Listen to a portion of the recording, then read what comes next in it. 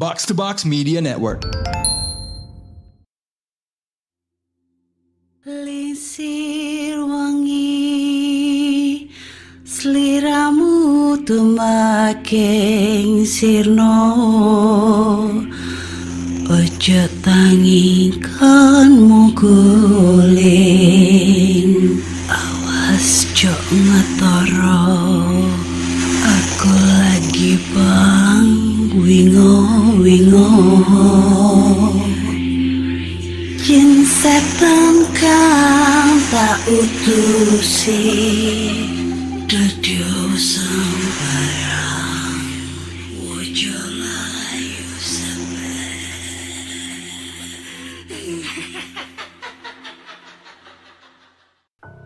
Hai Re, ya apa kabar? Ketemu lagi dengan aku si Anda di podcast kisah horor. Dan kita bertemu di episode 301.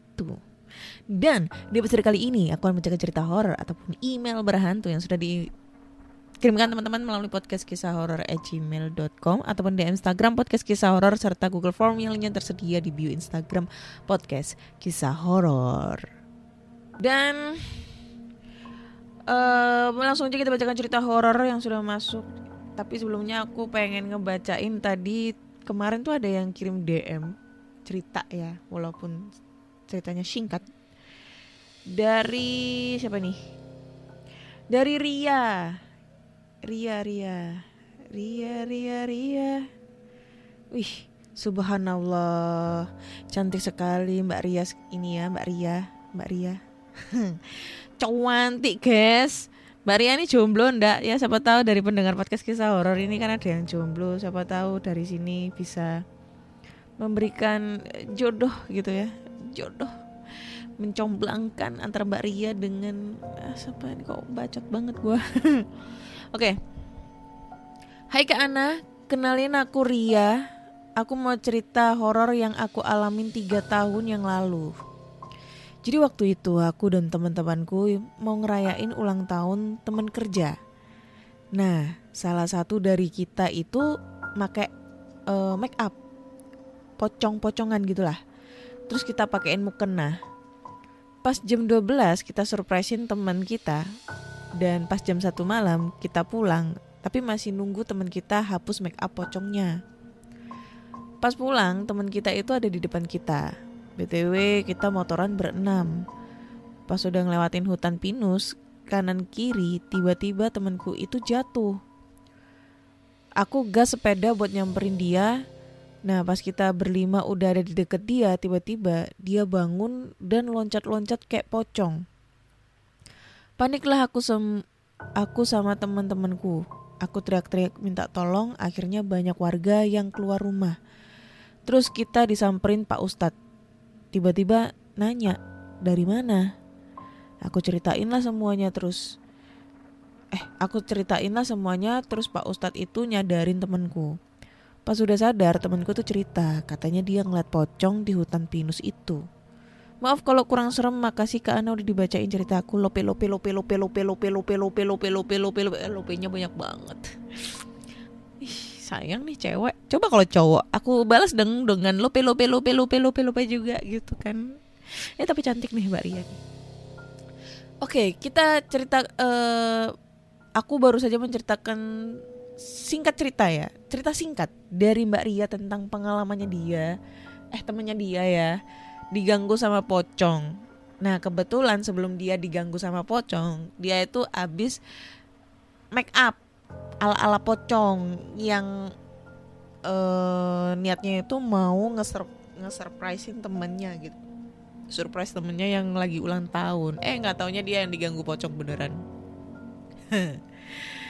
Ini kayak cerita yang pernah aku ceritain kemarin ya, yang kapan hari itu yang gue pas mau nyari foto bareng sama setan, terus ketemunya tuh di alun-alun Batu, dan kebetulan gue gue foto sama orang yang lagi cosplay jadi kuntilanak. Nah itu, tapi pas gue tanya itu kok kuntilanak sih, sundel bolong, cosplay jadi sundel bolong. Pas gue tanya itu selama cosplay jadi sundel bolong itu pernah ditakut-takutin gak gitu. Dan dia sih katanya selama cosplay itu nggak pernah merasa hal yang takut gitu. Tapi kalau semisalnya ini kostumnya dilepas atau apa, pasti kayak katanya tuh ada orang sekitar tuh kayak ngelihat bahwa kostum kuntilanak itu kayak ada yang make. Padahal mbaknya itu lagi nggak make itu kostum kayak gitu-gitu. Bahaya sih, serem anjir. Pokoknya kalau kalian pengen foto-foto buruan deh ke alun-alun Batu. Itu mbaknya serem banget kalau dandan itu. Sumpah deh kayak beneran banget. Jadi kita langsung lanjut ke cerita berikutnya ya Mbak Ria. Makasih ya Mbak Ria ya. Ih Mbak Ria cantik banget deh. Beneran gak bohong. Cerita berikutnya ini kayaknya menarik banget ceritanya. Oke. Dari Babang Asep.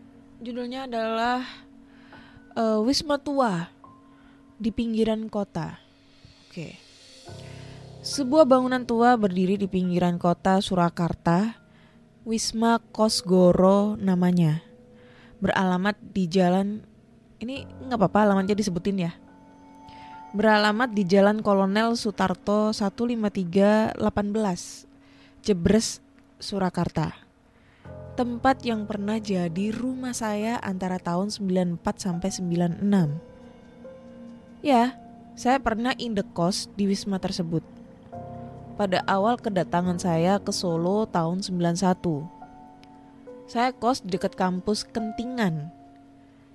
Tapi di penghujung masa kuliah saat kegiatan sudah semakin menyusut, saya mencoba pindah menjauhi area kampus. Pilihan saya ini Wisma Kosgoro. Dengan pertimbangan agak dekat dengan keramaian, terus lokasi tempatnya ini di seberang RSU Dr. Muwardi, samping kantor Polsek Jebres. Pengen suasana baru dan terus terang aja kamar di Wisma ini sangat luas dan sejuk. Kurang lebih 12 meter persegi dengan pintu dan jendela yang besar-besar. Pendek kata Januari 94 saya mulai tinggal di situ. Masih ingat dulu itu uang kosnya 45.000 per bulan. Penjaga kosnya sudah agak sepuh, Bapak dan Ibu Supandi, yang juga tinggal di situ dengan seorang anak dan seorang cucu. Saat hari pertama datang, saya sudah mendapat informasi dari Pak Supandi kalau jumlah ruangan di Wisma Kosgoro itu ada 40. Tapi hanya 15 ruangan yang terisi, selebihnya kosong. Ya ada 10 mahasiswa di Wisma ini dan 5 ruangan lagi dipakai Pak Supandi sekeluarga. Saya juga mendapati bahwa Wisma ini dijadikan tempat penyimpanan peralatan untuk pemulasaran jenazah warga setempat. The first night, sekitar pukul 9 malam, pagar besi di depan kamar saya seperti ada yang memukul-mukul. Teng, teng, teng. Saya pikir teman sebelah kamar saya lewat atau nongkrong situ. Saya pun membuka pintu dan ya, gak ada seorang pun di situ. Tengok kiri kanan gak ada siapa-siapa, sepi. Padahal belum terlalu malam. Oh iya, dari 10 orang mahasiswa, mayoritas mahasiswa kedokteran tingkat koas yang jarang ada di kos-kosan. Oke lah, saya balik badan masuk kamar lagi. Saya anggap itu hanya welcome party buat saya. Yang paling horor adalah kalau ada acara ke kamar mandi malam-malam. Kamar mandi ada 5 dan semuanya terletak di basement. Semacam ruangan yang letaknya lebih rendah dari lobi depan. Lumayan menguras keberanian bila kita ingin ke kamar mandi malam-malam. Dengan toilet dan bak mandi model kuno. Alat penyiram toilet model tarikan, tali peninggalan zaman kolonial. Saya kalau kebelet kencing malam-malam biasanya ditampung di botol air mineral. Bayangin aja, suasana remang-remang, bau lembab, ruangan bawah tanah, dan bonus alat-alat pemulasaran jenazah untuk umum yang disimpan di ruangan sebelah kamar mandi. Tapi lama-kelamaan, saya cukup terbiasa dengan berbagai suara aneh. Langkah kaki, batuk, dehem, tanpa terlihat manusia yang melakukannya.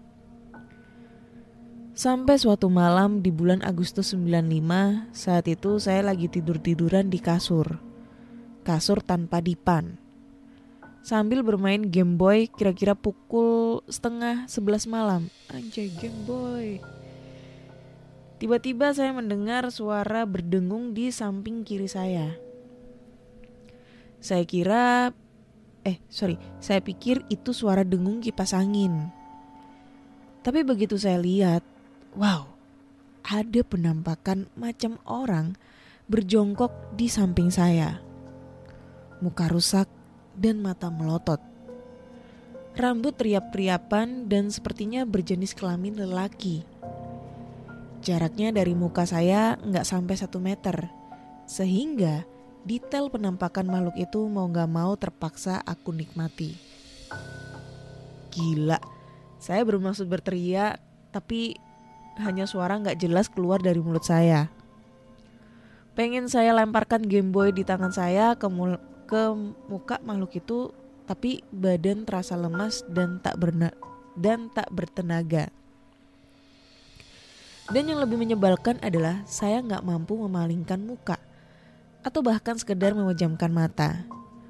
Jadi sekitar 15 detikan harus terus menatap makhluk itu. Syukurlah beberapa saat kemudian makhluk itu lenyap tak berbekas.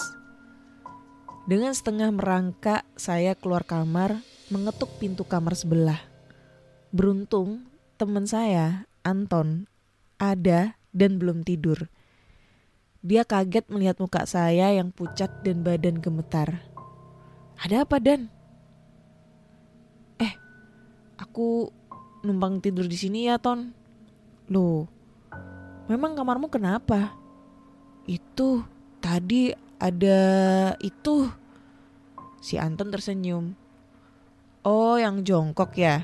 Rambut riap-riap. Ngototin kamu bukan? Anjir. Loh, kok kamu tahu? Ya, udah biasa itu di sini. Minggu lalu dia ada di kamarku, tapi nggak mengganggu kok, hanya menampakkan diri. Menampakkan diri itu gangguan parah level provinsi batinku. Jadilah malam itu aku tidur di kamar si Anton. Dan dari si Anton ini aku mengetahui kalau gangguan supranatural itu di setiap kamar Wisma Kosgoro berbeda-beda. Ada kamar yang tiba-tiba ramai macam di pasar saat tengah malam, padahal dalam keadaan kosong. Di salah satu kamar pernah ada penampakan kepala orang tiba-tiba macam nempel di sudut langit-langit. Dan yang paling horor adalah penampakan pocong di dalam keranda mayat dekat kamar mandi. Si Anton menasihati dan membesarkan hati saya untuk tidak takut terhadap hal-hal begituan. Dan alhamdulillah setelah peristiwa itu saya gak terlalu penakut lagi. Setelah lulus kuliah pun saya kadang-kadang menyambangi bekas rumah saya ini. Ketemu Pak Supandi, sekeluarga dan penghuni baru dengan ragam cerita. Oh ini, dia ngirim gambar guys. Jadi gambar di bawah saya abadikan pada kunjungan tahun 2012. Dan kala itu Wisma Kosgoro sudah tidak difungsikan lagi sebagai kos-kosan dan menjadi bangunan terlantar atau terbengkalai. Terakhir kali saya ke sana 2015, bangunan bersejarah ini sudah rata dengan tanah. Entah akan dijadikan apa, tapi kata adik ipar saya sekarang sudah dibangun menjadi klinik atau pusat pengobatan yang cukup megah. Penghuni-penghuni tak kasat matanya juga entah pindah kemana. Kemudian saya pengen bercerita tentang pengalaman kedua pada saat aku ngekos di Wisma Kosgoro itu. Jadi letak di tengah keramaian tak melenyapkan aura mistis bangunan lama ini. Nah, waktu itu saat antara tahun 94 sampai 96, Wisma ini kan pernah menjadi rumah saya. Jadi Wisma ini dijadikan sebagai tempat kos para mahasiswa. Dari 40 kamar yang ada di Wisma ini hanya 15 kamar yang terpakai.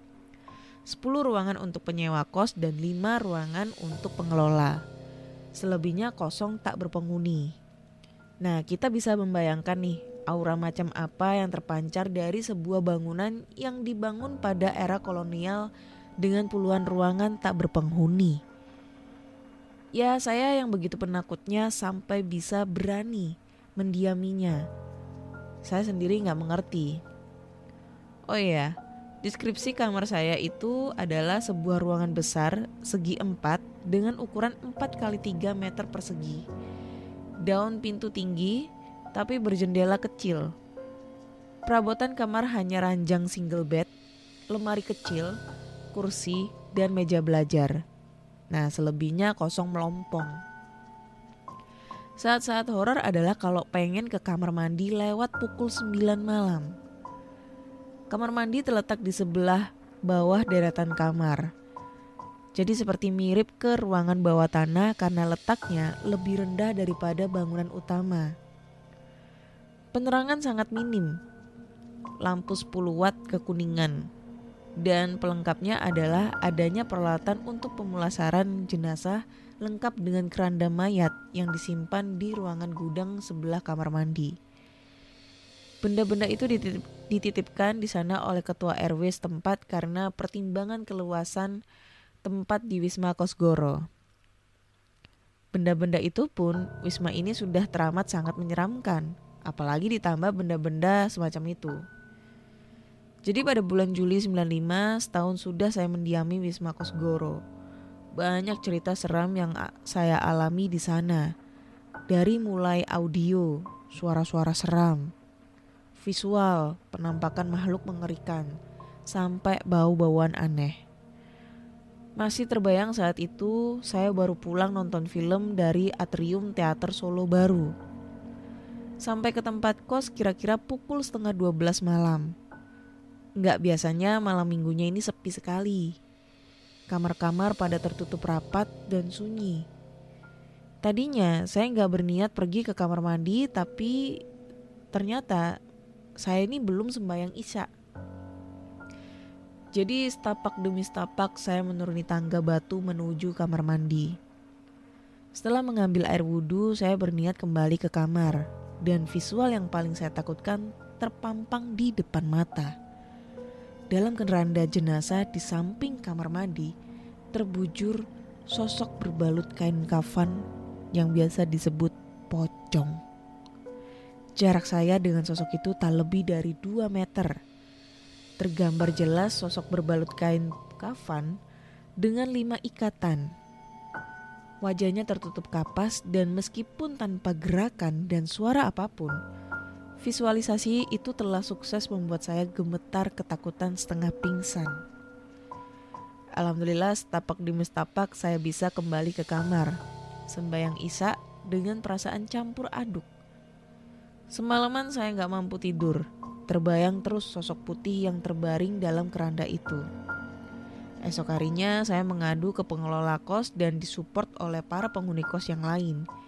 Intinya kami keberatan kalau ruangan di samping kamar mandi dijadikan tempat menyimpan benda-benda seperti itu.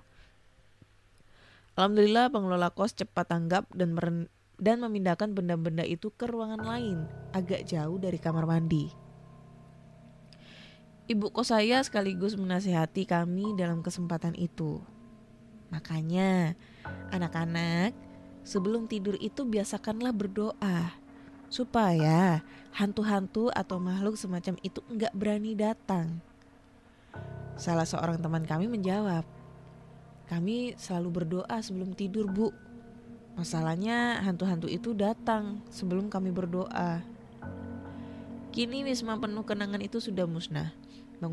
Bangunan tua itu sudah diruntuhkan dan dibangun ulang menjadi klinik kesehatan. Thanks Kak Ana sudah dibacakan ceritanya. Oke. Lumayan cukup panjang untuk ceritanya kali ini, walaupun dengan timeline yang berbeda ya. 2 cerita dengan timeline yang berbeda agak sedikit membingungkan, tapi gue bisa menangkap ceritanya. Jadi dia Mas Asep ini, Asep Dadang itu pernah ngekos, indekos gitu ya di Wisma Kosgoro pada tahun 91 sampai Ya 91 sampai 95. Dan gue penasaran Wisma Kosgoro itu kayak gimana. Sebenarnya sih dia pernah pernah. Sebenarnya ini dia tadi ngelampirin foto wismanya itu. Wismanya bagus banget sebenarnya. 3 lantai ini kayaknya. Cuma yang di lantai atas itu balkon. Terus dindingnya itu kayak batu-batu granit gitulah. Bagus sih. Tapi gue pengen lihat di Google Kosgoro. Dan katanya sih sekarang itu sudah diratakan ya, dan menjadi rumah sakit atau klinik gitu.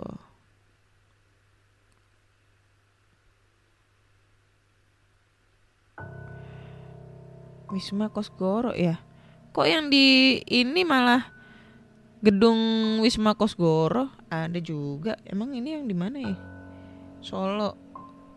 Tapi ini rumah.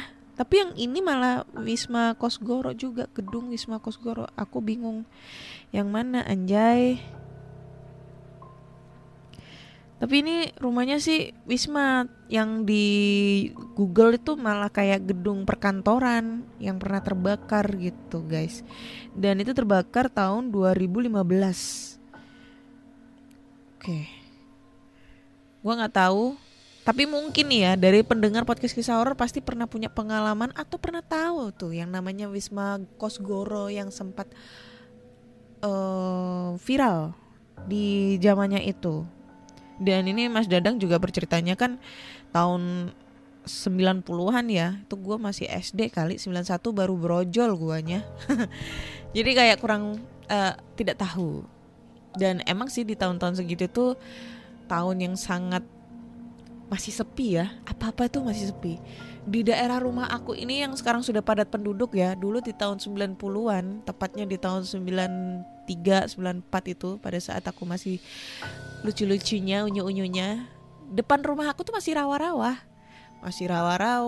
Terus abis itu kalau jam 7 malam itu udah gelap, udah udah sepi banget. Tapi sekarang tuh udah jadi kota pinggiran. Karena rumahku kan di Surabaya Barat ya. Wah, Surabaya Barat tuh siapa yang nggak tahu? Itu udah kota pinggiran banget, penuh dengan cece-cece dan koko-koko, cece-cece, koko-koko, mimi-mimi, titi-titi. Nah itu. Kalau dulu mah sepi banget. Thank you Mas Asep buat ceritanya, lumayan serem ya. Dengan cerita era-era tahun 90-an coy. Wah, berarti umur berapa Mas Asep ini? Oke, cerita berikutnya ini datang dari Afriza. Jadi langsung aja. Assalamualaikum warahmatullahi wabarakatuh. Waalaikumsalam. Salam sejahtera untuk kita semua. Kenalin Kak, nama aku Eza. Kali ini aku pengen menceritakan tentang pengalamanku waktu masih SMP dulu. Ketika aku SMP, aku bersekolah di sebuah sekolah yang bisa dibilang sekolah unggulan dan favorit. Kebetulan saat itu aku mengikuti banyak kegiatan ekstrakurikuler. Dan saat aku duduk di bangku kelas 2, aku menjabat sebagai ketua OSIS. Karena hal itu aku jadi memiliki kedekatan dengan guru-guru juga, dengan penjaga sekolah tentunya. Ya, kita sebut saja penjaga sekolah itu dengan nama Pak Misdi. Pak Misdi dari kecil sudah tinggal di rumah yang disediakan oleh sekolah. Hal itu karena orang tua Pak Misdi dulunya juga bertugas sebagai penjaga dan tukang kebun di sekolah. Rumah yang Pak Misdi tempati itu masih berada di dalam lingkungan sekolah. Dari beliaulah aku mendapat cerita tentang latar belakang sekolah itu. Karena aku menjabat sebagai ketua OSIS, membuat aku sering sekali pulang hingga sore hari. Sementara jam pelajaran selesai pada pukul 2 siang. Ada saja tugas OSIS yang harus aku dan teman-temanku kerjakan. Letak kantor OSIS itu berada di sudut sekolah, bersebelahan dengan kamar mandi, sanggar pramuka, dan aula. Tak jarang ketika Pak Misdi berkeliling untuk menutup seluruh pintu kelas, beliau singgah ke kantor OSIS untuk sekedar bercerita dan bersenda gurau. Saat itu sama seperti hari-hari biasanya, Pak Misdi singgah di kantor OSIS. Beliau duduk sambil bercerita, juga sesekali menasehati kami sebagai anak-anaknya. Sebagai gambaran, kantor OSIS itu memiliki beberapa kursi dan meja, dan diantaranya adalah kursi untukku sebagai ketua OSIS. Kursi itu di belakangnya terdapat sebuah jendela besar, tak berjeruji. Jendela itu hanya terbuat dari papan. Kalau aku sih mengatakannya lebih mirip pintu, karena kami sering keluar menuju kantin dari jendela itu. Jendela itu kalau kita melihat keluar langsung dapat memandang lorong panjang belakang sekolah yang ditumbuhi semak belukar. Siang itu cuaca mendung dan sedikit turun hujan rintik-rintik. Entah dari mana mulanya Pak Misdi bisa cerita tentang asal-usul sekolah itu. Dari penuturan beliau, sekolah itu dahulunya adalah sebuah kuburan untuk saudara-saudaranya. Saudara-saudara kita etnis Tionghoa. Namun entah bagaimana ceritanya akhirnya dibangunlah sekolah. Namun masih ada beberapa kuburan yang sampai waktu itu tidak diratakan. Letaknya persis di belakang aula, tepatnya di ujung lorong belakang sekolah itu. Saat itu kami yang mendengar Pak Misdi bercerita langsung teringat dengan sebuah batu persegi panjang yang bertuliskan dengan huruf-huruf Cina yang berada di sudut lorong sekolah itu. Aku langsung bertanya tentang batu itu, dan benar saja, ternyata disitulah letak dua kuburan yang tidak dipindahkan. Setelah panjang lebar bercerita, waktu sholat asar pun tiba. Kami dan Pak Misdi bergegas menuju ke musola sekolah untuk menjalankan kewajiban sebagai seorang muslim. Setelah selesai sholat, Pak Misdi pun pamit untuk kembali ke rumahnya. Namun seperti biasa, beliau mengingatkan kami agar jangan berbuat yang tidak baik. Terang saja beliau selalu mengingatkan begitu.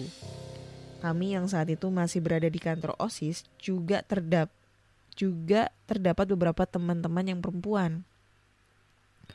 Yang namanya anak-anak dalam masa peralihan bisa saja berbuat yang tidak baik.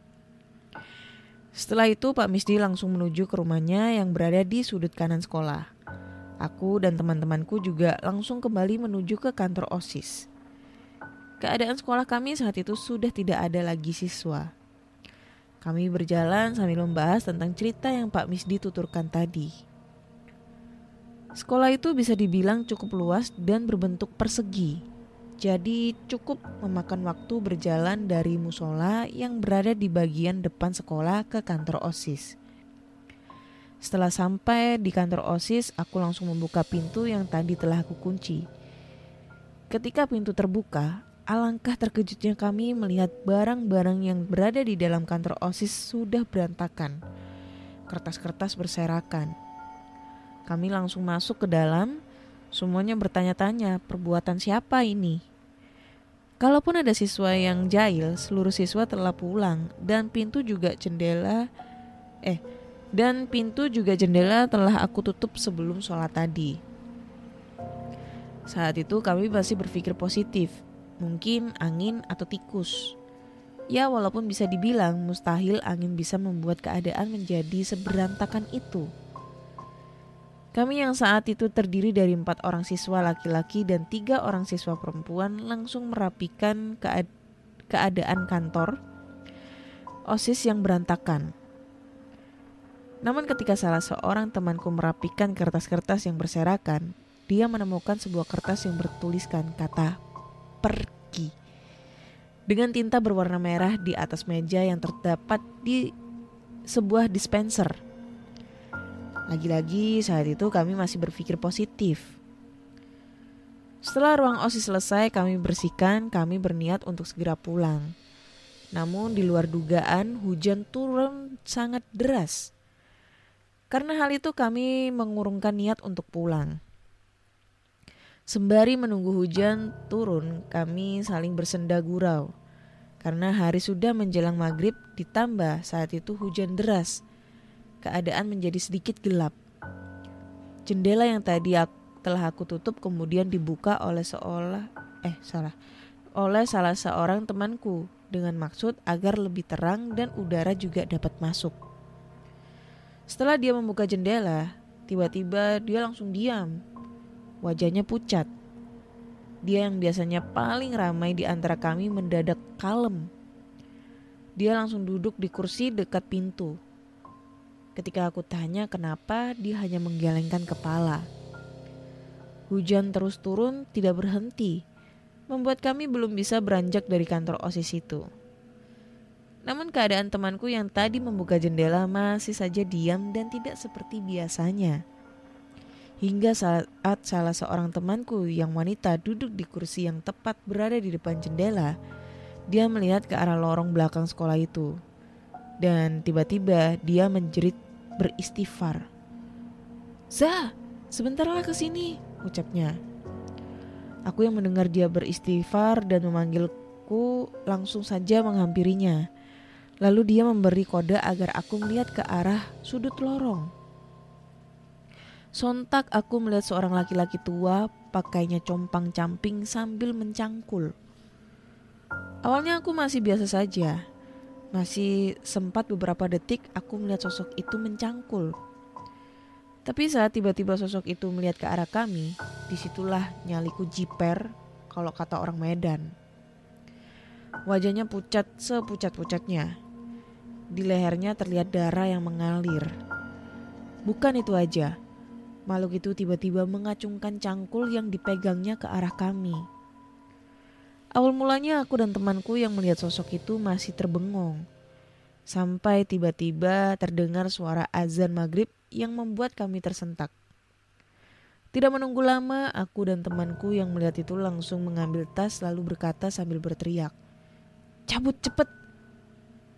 Merupakan nanti kita di sini." Apa ini maksudnya merupakan? Kami langsung berlari meninggalkan kantor OSIS tanpa menguncinya. Kami langsung menuju rumah Pak Misdi untuk menceritakan tentang apa yang telah kami alami dan lihat. Tak lupa pula meminta tolong kepada Pak Misdi agar menutup pintu dan jendela kantor OSIS. Begitulah salah satu cerita yang pernah aku alami. Sedikit menggelitik, memang karena mirip dengan salah satu cerita misteri yang ada di televisi. Jujur ketika cerita kakek cangkul tayang di TV, aku sedikit lucu. Karena hal itu sama seperti yang pernah kami lihat kurang lebih 15 tahun yang lalu. Tapi walaupun lucu, jiper juga nyali awak ya kan? Thanks Kak Ana sudah dibacakan. Eza. Oke Eza. Thank you ya buat ceritanya. Panjang bro ternyata ceritanya ya. Ada juga 15 menit, 20 menit. Pengalaman Eza dan teman-temannya pada saat masih SMP dan menjabat sebagai anggota OSIS gitu. Terus dianya diganggu sama hantu kakek cangkul. Ya mungkin ini adalah ya namanya SMP ya. Kalau SMP tuh kan masih halu-halu gimana gitu ya, halu-halu Bandung gitu. Ya gue nggak bisa bilang dia halu atau apa. Tapi kan karena dengan situasi dan kondisi sekolahnya yang sangat mendukung ya, yang katanya dulu itu sekolahnya bekas pemakaman Cina, terus abis itu di sebelah pojok belakang sekolah itu masih ada makam yang belum dipindahkan dan batu nisannya masih ada. Kemudian apa lagi? Tadi ceritanya lupa gue. Pak Misdi cerita apa? Ya intinya kayak gitu. Pokoknya membuat aura mistis itu ada, sehingga kita kayak berhalusinasi bahwa ada sosok gitu. Oh apalagi abis cerita-cerita horor di situ kan. Nah itu kayak yang membuat kesan horornya itu ada bro. Kenapa gue bilang kayak gitu? Ya bisa jadi kesan horor kita halu, bisa jadi juga apa yang sudah kita ceritakan pasti orang itu datang. Maksudnya pasti makhluk halus itu datang, ya kan? Karena gue juga sudah pernah mengalami beberapa kali di rumah aku sendiri. Setiap gue abis take podcast, baca cerita horor pasti ada gangguan. Tapi akhir-akhir ini enggak sih. Mungkin karena ceritanya kurang serem kali ya. Jadi tidak mengundang gitu. Nah itu bisa jadi dua kemungkinan, antara mereka halu karena memang habis karena kondisinya mereka masih SMP nih, masih labil-labil pikirannya. Terus suasana mendukung itu, hujan, terus lokasinya juga dekat sama bekas pemakaman, masih ada makam yang belum dibongkar kayak gitu-gitu. Terus abis itu bisa juga ini karena mereka habis cerita horor, akhirnya mengundang nih salah satu sosok yang ada di situ untuk ditampakin. Nah itu bisa jadi gitu guys. Ini buat teman-teman anak Medan nih, udah ada clue. Medan punya ini pasti mungkin tahu ya SMP mana ini, sekolah mana. Kali aja ada salah satu pendengar dari podcast kisah horor itu tahu nih cluenya. Sekolah yang bangunannya ini bekas pemakaman Tionghoa dan masih ada makam yang belum dibongkar. Nah itu sekolah mana itu ya, jangan lupa di DM ke gua tuh sekolah mana, nanti gua ceki tuh bener gak, serem gak tempatnya kayak gitu. Oke guys, kayaknya cukup sekian dulu di episode 301 ini. Dan jika kalian punya cerita-cerita horor nih yang serupa dengan ceritanya si Babang Asep dan si Eza, kalian bisa kirim aja ceritanya. Oh sama si Mbak Ria cantik ya. Kalian bisa langsung aja kirim ceritanya ke podcastkisahhoror@gmail.com atau di Instagram podcast kisah horor serta Google Form yang lainnya tersedia di bio Instagram podcast kisah horor.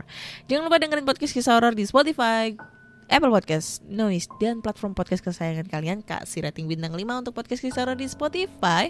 Dan gue pengen aktifin YouTube lagi, jadi please untuk subscribe, like, komen, dan share channel YouTube aku supaya aku ada semangat nih untuk konsisten bikin channel YouTube ya. Masa gue kalah nih sama senior-senior gue yang udah bikin channel YouTube nih ya.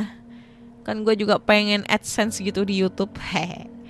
Oke guys, akhirnya saya Ana undur diri dan terima kasih sudah mendengarkan podcast kisah horor. Bye bye.